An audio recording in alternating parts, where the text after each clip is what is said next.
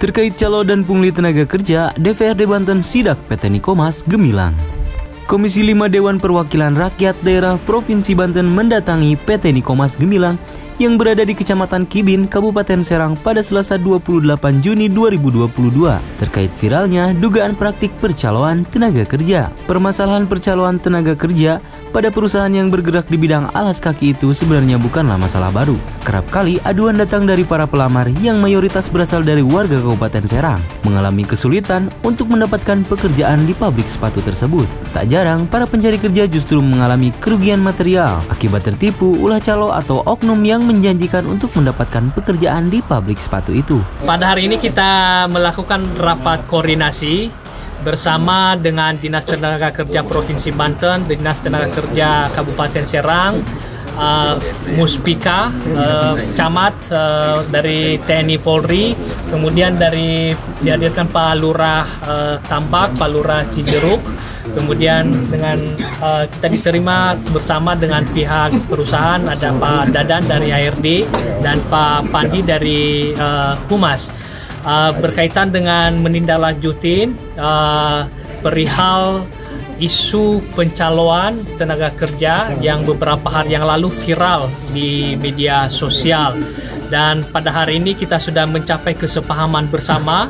Tadi beberapa unsur yang saya sebutkan di awal, ada 5 poin yang kita sepahami bersama untuk mencegah dan memberantas atau mengurangi praktek pencaloan tenaga kerja di Serang atau di Provinsi Banten pada umumnya. Nah, langkah berikutnya nanti berkaitan dengan pembentukan Satgas, kami nanti akan bicarakan lebih lanjut dengan Dinas Tenaga Kerja Provinsi Banten, khususnya nanti juga ada bidang pengawasan. Dan kesepahaman pada hari ini ada 5 poin yang tadi rekan-rekan sudah memfoto bersama. Tentu itu merupakan langkah awal dalam pencegahan dan mengurangi praktek pencaloan ini khususnya di wilayah Kibin, khususnya di Nikomas. Di poin yang kedua tadi kita sudah sebutkan bahwa masyarakat juga harus berperan aktif untuk melaporkan praktek ini, baik yang mendengar maupun melihat ataupun yang mengalami itu sendiri, dan kalau boleh didukung oleh bukti, baik bukti tertulis maupun kalau boleh merekam gitu kan. Nah, bisa menyampaikan kepada aparat. Tadi Pak dari Polsek sudah hadir, dan di poin yang ketiga bahwa aparat akan menindaklanjuti semua laporan itu dengan menjaga kerahasiaan pelapor tentunya, dan akan dilanjutkan melalui ketentuan yang berlaku. Kedatangan DPRD Banten bersama Dinas Tenaga Kerja dan Transmigrasi Provinsi Banten serta Kabupaten Serang, unsur Muspika dan desa setempat untuk menindaklanjuti permasalahan dugaan percaloan dan pungli yang dialami para pencari kerja di PT Nikomas Gemilang. Sebagai langkah tindak lanjut, pemerintah membuat nota kesepahaman dengan perusahaan yang disinyalir sebagai langkah tindak lanjut untuk mencegah serta memberantas praktik pencaloan di PT Nikomas Gemilang. Ada 5 poin yang kita sepahami bersama untuk mencegah dan memberantas praktik percaloan tenaga kerja di Serang atau di Provinsi Banten. Nota kesepahaman itu ditandatangani oleh Ketua Komisi 5 DPRD Banten, Yeremia Menrova, para anggota Komisi 5 DPRD Provinsi Banten yaitu Sopwan, Heri Handoko, Umar Barmawi, dan Anda Suhanda. Kemudian HRD PT Nikomas Gemilang, Dadang Endang, Kepala Desa Tambak Ahmad Rosadi, Kades Cijeruk Ade, perwakilan Camat Kibin, TNI Polri, serta unsur masyarakat. Sebelumnya beredar informasi percaloan dan pungli terhadap para pencaker yang melamar ke PT Nikomas Gemilang. Juga disebut-sebut melibatkan sejumlah pihak diantaranya pemerintah desa hingga oknum HRD di PT Nikomas Gemilang. Sebenarnya pengutnya di mana? Karena kan begini Pak, di mana kita mau jual belikan apa pungutannya, sementara kuota dari pihak Nikomas juga sedikit. Bahkan yang intinya niat bekerja juga banyak, nggak sepadan dengan kelulusan setiap tahunnya. Itu setiap tahunnya kan lebih dari 50 orang tuh. Sementara rekrutmen dari Nikomas itu cuma sebatas 15 apa 20 dalam 1 tahun. Itu mau gimana kita nutupinya, kan itu nggak benar lah. Itu silahkan aja dibuktikan siapa yang pernah ada pungutan kayak gitu. Yep.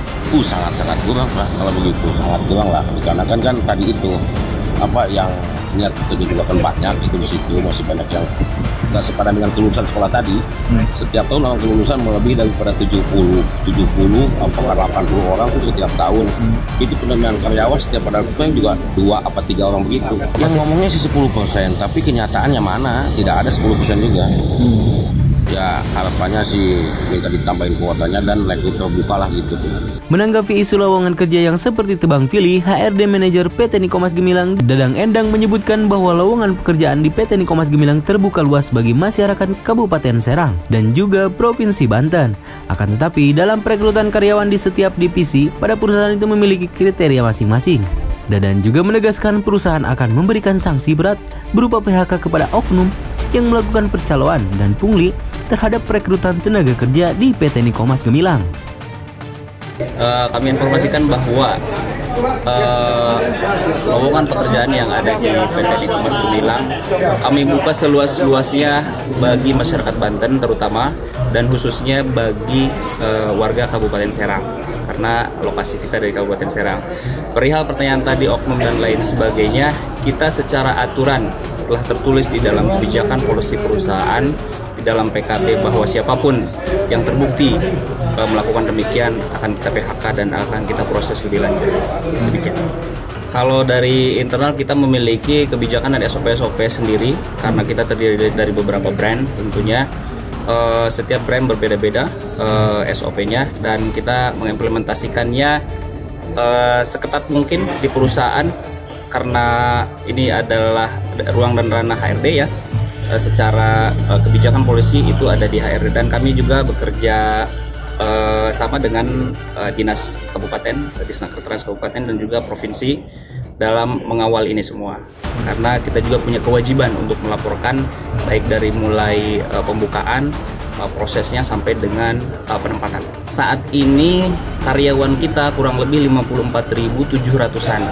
Sementara kita top itu ada di 55.000. Saat ini semenjak setelah Idul Fitri belum ada lagi penerimaan karena sudah tertutup hampir maksimum daripada jumlah total pekerja di PT Nikomas Gemilang. Tapi walau bagaimanapun setiap hari terkadang ada yang resign, ada yang keluar, ada yang ter-PHK dan lain sebagainya, memungkinkan di kemudian hari akan dibukanya lowongan kerja kembali.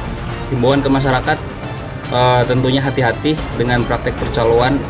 Apa yang rekan-rekan semua lihat, ibu bapak lihat, anak-anaknya lihat di iklan di Facebook, di Twitter dan lain sebagainya, itu semua hoax, semua bohong.